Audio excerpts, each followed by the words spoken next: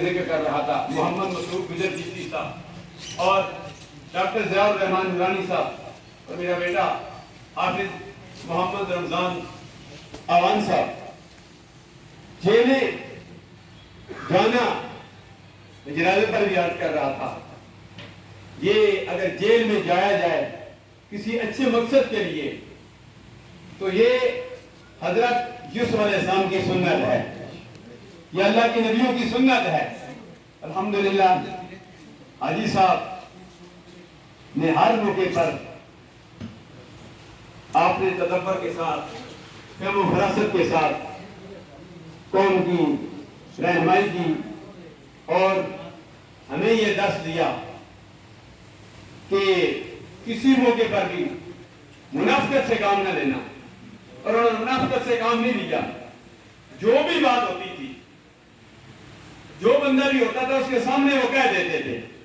ہمارے معاشرے میں منافقت بہت ہو گئی ہے, منہ میں تعریف کرنا اور پیچھے سے ان کی باتیں کرنا. لیکن حاجی صاحب میں یہ چیز نہیں تھی, جو بات پیچھے کرتے تھے وہ منہ میں کہہ دیتے تھے, ان کے اندر منافقت نہیں تھی.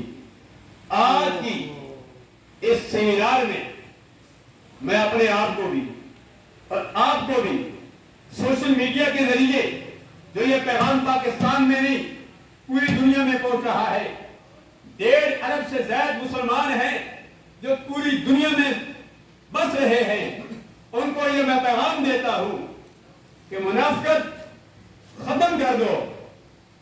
نفرت کی 4 نشانیاں سرکار نے بتائی ہیں.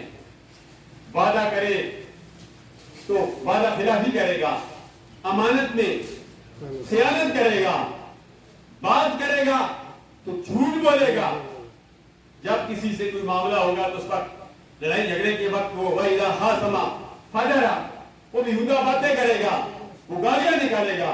الحمدللہ حاجی صاحب نے یہ بات نہیں تھی. ہمیں بھی چاہیے کہ ہم اپنے آپ کو منافقت سے پاک کر دیں. جب ہم منافقت سے اپنے آپ کو پاک کر دیں گے ہم دنیا میں بھی کامیاب ہو جائیں گے, آخرت میں بھی کامیاب ہو جائیں گے. میں دعا کرتا ہوں اللہ تبارک و تعالی حاجی صاحب کی آنے والی منزلیں آسان فرمائے. اللہ تبارک و تعالی ان کی جملہ خدمات کو قبول و منظور فرمائے. چرچ محافظ کمیٹی کے حوالے سے, سیاسی, سماجی, رفائی, جس حوالے سے بھی ان کی خدمات ہیں, متحدہ مجلس عمل کے حوالے سے